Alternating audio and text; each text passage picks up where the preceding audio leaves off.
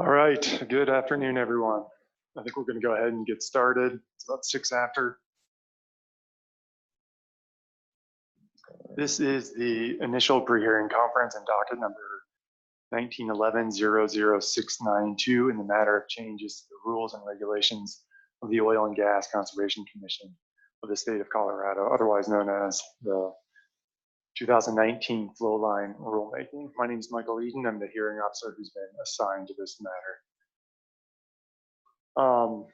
This matter should be pretty simple and straightforward. And when I say this, I mean this initial pre-hearing conference, not the actual rulemaking itself. I have no doubt that there's plenty of nuances there. But for today, what's going to happen is I'm going to read through the list of parties, make sure everybody is here. And then I'm going to go through the amended case management order, focusing in on some things, answering any questions that any of the parties might have. And then there's a few changes to the dates that I want to communicate to everyone now. And then at the end of this initial pre-hearing conference, I will issue a second amended case management order to update the deadlines in the case management order. So with that, I'm going to go ahead and start a roll call. If you're present in the room, please speak up. If you are... Sorry. So part of the issue that we were just experiencing is if you are a party that is participating via Zoom, which is permissible to save people travel and make it easier to appear. During roll call, we are going to unmute all of the people who are on Zoom to allow those parties, when I call their name, to quickly respond, yes, I'm present. After you've been called, please mute yourself. After roll call submitted, we're going to mute all of the parties on Zoom to prevent feedback issues. If you have a question at any time, go ahead and submit a chat. And we will make sure that that question gets read here in the office. Okay. PONG Operating LLC. Hey, Webster. Okay. Hey. Okay, thank you. 350 Colorado. Adams County. Affiliated Local Government Coalition.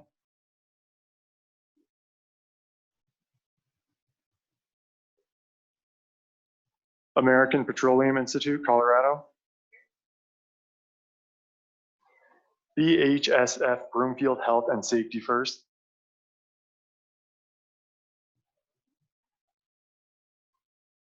Caris Beyonce LLC. Chevron.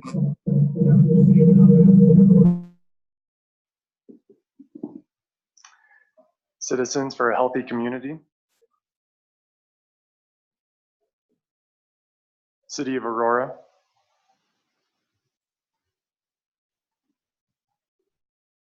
City of Greeley.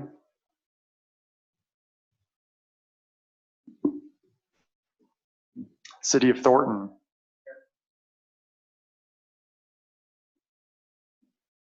And Thornton, I believe we had 2 submissions from you for a party request form from Sean McCollin and Luis Corchado.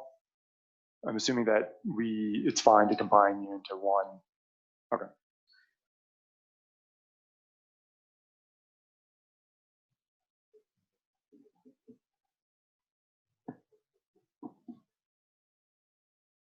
Climate Reality Denver, Boulder chapter.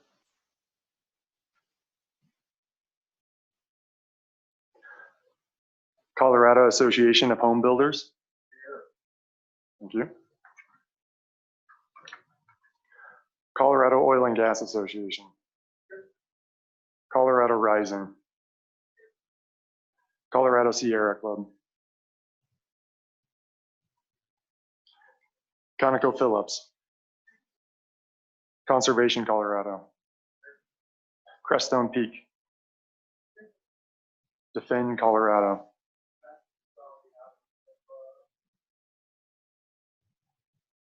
Okay, thank you. Energy Council. Extraction.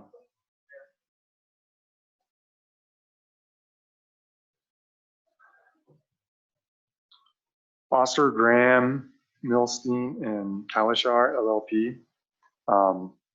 This is actually Eric Carlson. Are you present? Alternatively, Richmond American Homes Association. I can speak for Colorado Sierra Club. They're on the line. Colorado Sierra Club is online. Thank you. But no Eric Carlson or Richmond American Homes. Garfield County and the Western and Rural Local Governments Coalition. Grand Valley Citizens Alliance. And again, with Grand Valley, we got 2 submissions, one from Leslie Robinson, and it looks like one from Mr. Sura. I'm assuming it's just one part. Okay. You have Garfield County on. Okay.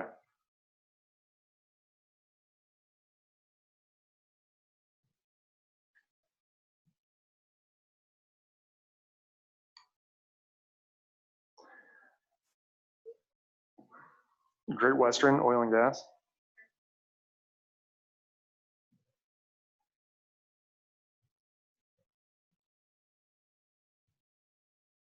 Gunnison County. I've got Gunnison Energy, Jessica Donahue. I don't know. I don't think that's the same, but they're here. Gunnison Energy.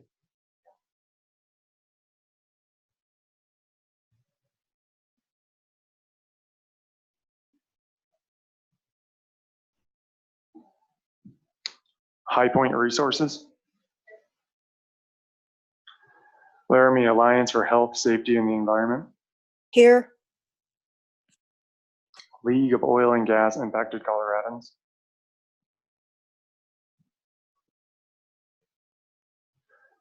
Morning Gun Exploration, LLC. Noble Energy. Noble Midstream Partners. North Range Concerned Citizens.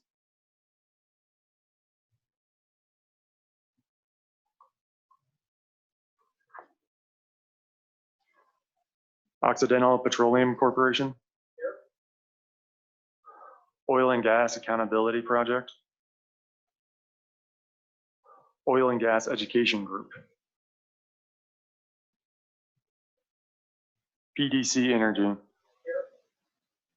Petron Development Company.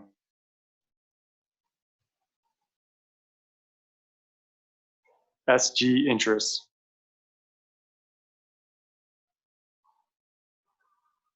Small Operator Society. SRC Energy.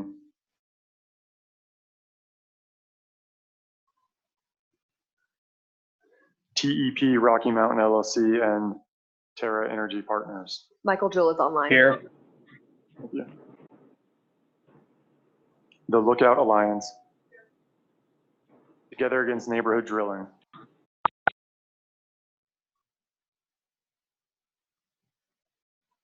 Is Together Against Neighborhood Drilling with us? Ursa Operating Company.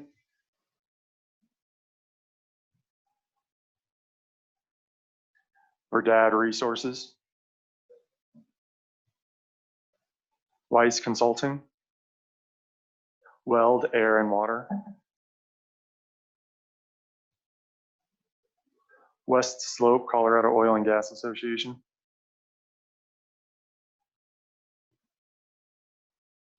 Western Colorado Alliance. Aaron Martinez.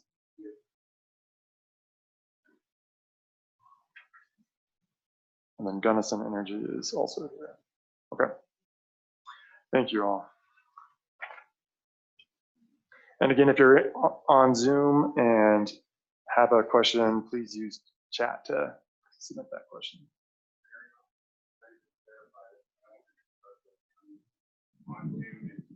Kirby Wynn, the oil and gas liaison for Garfield County. Okay, thank you. Also, I have Kate Burke from Boulder County and the Allied Local Governments. I don't know what that's called, but she's there.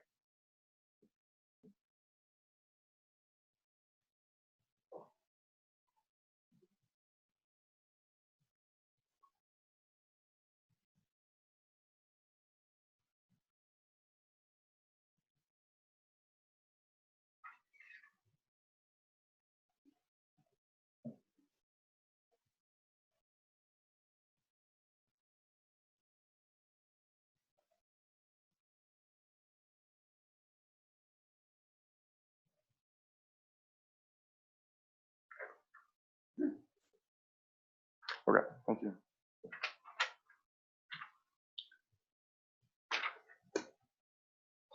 Okay, so like I said, I'm just going to go ahead and go through the amended case management order. A few highlights. As an initial matter, I implore everyone here and who is on Zoom to read through the amended case management order carefully.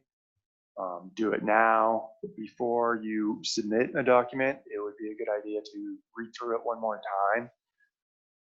As a party to this rulemaking, you are bound by the case management order. These are the rules that everybody will be playing by, and I expect everybody to follow these rules. So please read the amended case management order, read it carefully, make sure your filings comply with it.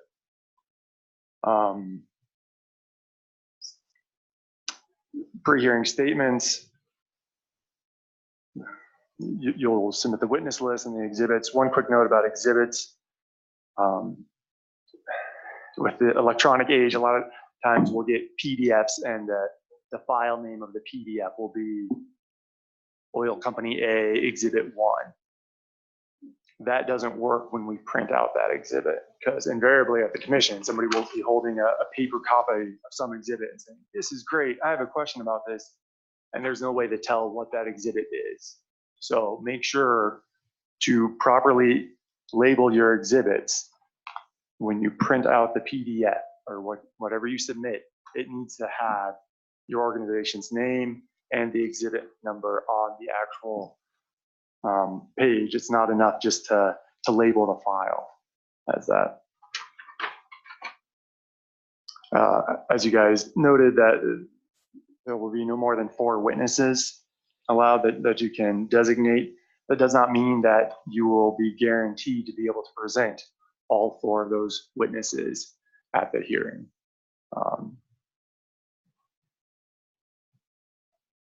I know a lot of people will have questions about allocations of time. I'm looking at the last paragraph in the pre-hearing statement section. As it's stated there,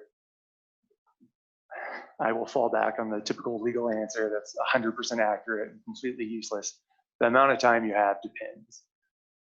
I can't tell you sitting here today how much time all of the parties will have. That will depend on the issues that come up, the amount of parties that are still present after hopefully parties combine.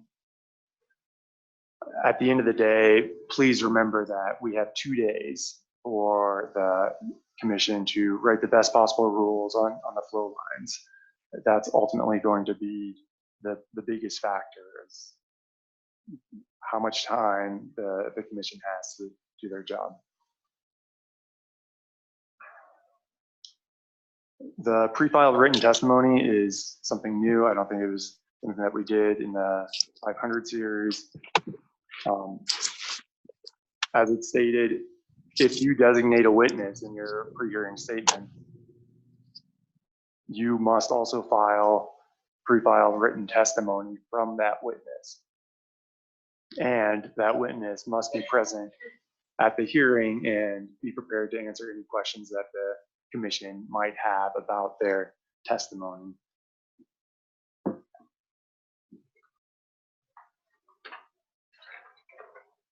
Consolidation, as we talked about in the amended CMO, we encourage this. And I know many of you are thinking, what's going to happen to my time allocation if I combine with another party? And I will fall back on my legal answer of it depends.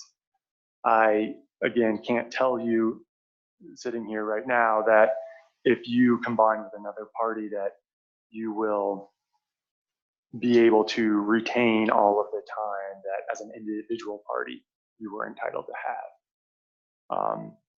However, of course, there are other considerations besides time when deciding whether to combine with another party. Saying the same thing 6 times may not be as effective as saying it once and explaining it more and going into more detail. Also, it might be more effective to have a pre-hearing statement in which 20 or 30 parties have combined and can all stand behind versus 20 or 30 separate pre-hearing statements saying similar things.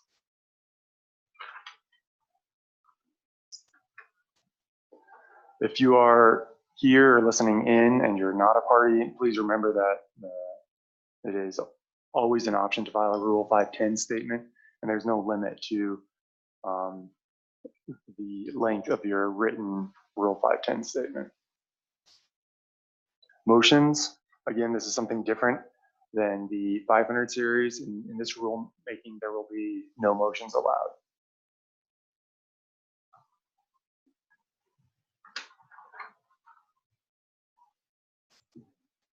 And now for the change in the one deadline.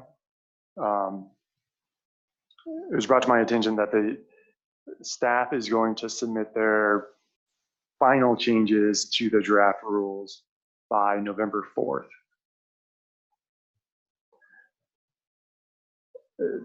In order to give more time for the parties to respond to those final changes, we're going to move the deadline to file responses for hearing statements to November 12th. All of the other deadlines will stay the same.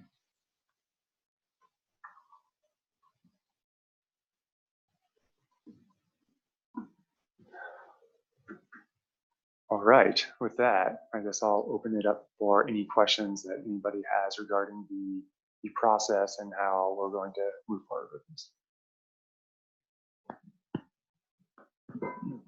Hearing Officer Eden, this is Dave Neslin. The pre-hearing or the case management order provides that all exhibits are to be appended to the pre-hearing statements, which are due on the 28th of October. You're requiring pre-filed written testimony for the first time. If it's an exhibit that's going to be introduced by or used by a witness, would it be permissible just to attach the exhibit to the written testimony when it is submitted on November 12th? I think that would give all the parties a little more time to select the exhibits they intend to use and to match the exhibits to the testimony that's going to be submitted. I'll think about that.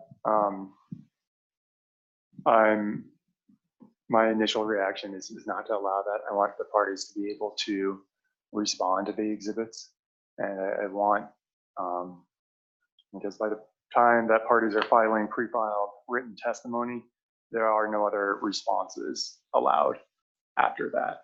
And I would hate for any party or individual to feel ambushed. So that's my concern with pushing the exhibit deadline to the pre-filed written testimony. But I'll note your concern and consider it.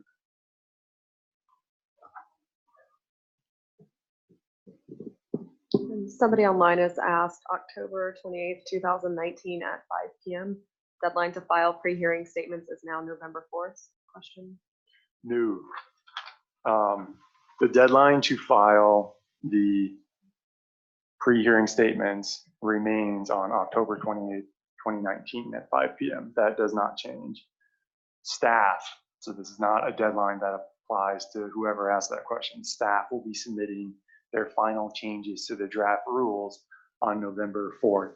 This in part will allow staff to consider the pre-hearing statements and exhibits that the parties have submitted when taking their final changes to the draft rules. The only change to the deadlines that the parties need to know about is the deadline to file responses to pre-hearing statements. That is changing from November 8th to November 12th. And like I said at the beginning, after this initial pre-hearing conference, I will issue a second amended case management order that sets out all of the new deadlines. Mark Matthews on behalf of COGA. The amended case management order is a little unclear on this, but with the addition of pre-filed written testimony, will the parties, the consolidated groups, if you will, still be presenting their witnesses in, say, a similar manner to the 500 series, where there are different panels that each of the clustered groups present? Again, I think that will depend on how much time each party is allocated, and that will depend on how many parties combine and the issues that are presented. I think the pre-filed written testimony is really a way to allow the parties to communicate their arguments and evidence to the commissioners before the hearing, so that hopefully by the time we actually get to the hearing, the commissioners already know the case, already know the arguments and the evidence that the parties would set forth, and can ask any follow-up questions of the witnesses if they have them. But that's why I'm asking. I mean, assuming that a clustered group has enough time, are they still at liberty to present panels to the commission, recognizing commissioners may ask witnesses who have pre-filed testimony questions, but also to affirmatively present their case on different subjects? Yes, assuming we have enough time, the parties can present their case with their witnesses, similar to the way they did in the 500 series. Thank you.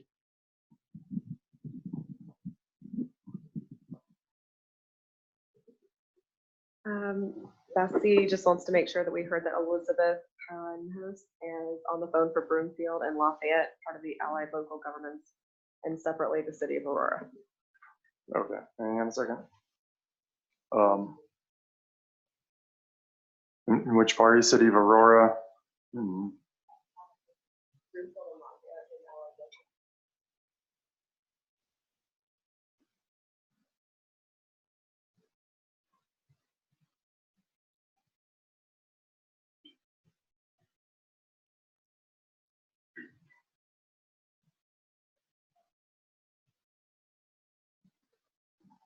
Okay. Mr. Hearing Officer, John Jacobs for Garfield County and the Western and Rural Local Governments Coalition. Will Zoom participation in the pre-hearing conference on November 14th be made available for party representatives? I believe so, yes. Thank you.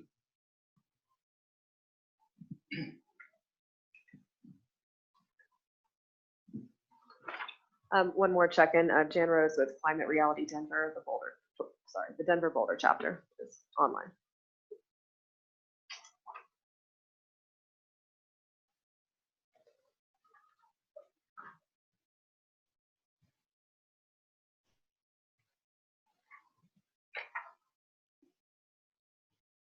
Okay, thank you. Are there any other questions about the process or the case management order?